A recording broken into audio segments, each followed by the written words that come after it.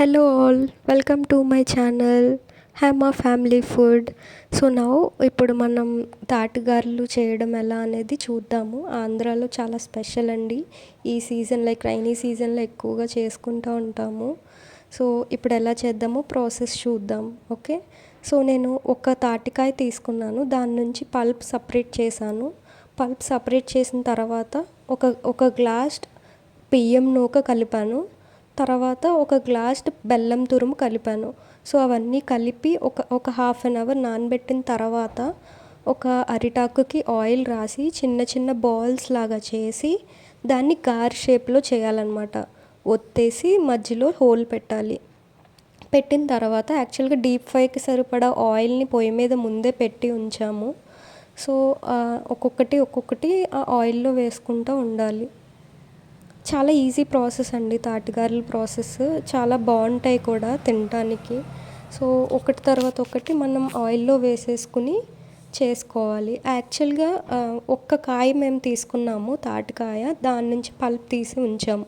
So మీరు తీసుకునే కాయ బట్టి ఎన్ని కాయలు తీసుకుంటే దాన్ని బట్టి మీరు నూక కలుపుకొని బెల్లం కలుపుకుంటూ ఉండాలి. సో ఒక హాఫ్ అన్ అవర్ నానబెడితే బాగా వస్తాయని మేము అలా నానబెట్టి తర్వాత వేసాము.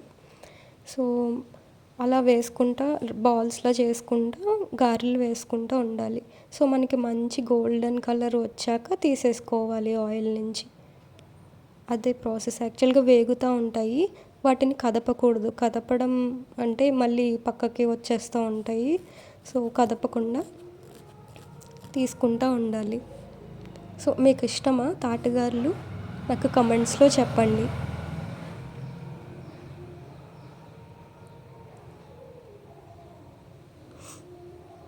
యాక్చువల్గా ఫస్ట్ బాయ్ మేము కదపడానికి ట్రై చేసాం. సో కదపకూడదని అర్థమైంది మాకు కూడా. సో ఇలా వస్తాయన్నమాట గోల్డెన్ కలర్లో, చాలా బాగుంటాయి. సో మీరు కూడా మీ ఇంట్లో ట్రై చేసి మీకు ఎలా వచ్చిందో నాకు చెప్పండి.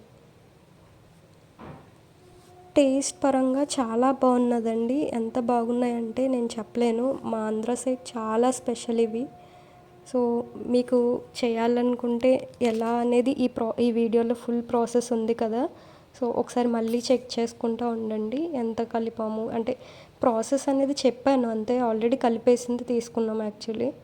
సో చాలా బాగా వచ్చాయండి, చాలా బాగున్నాయి తినటానికి. And thank you for watching అండి.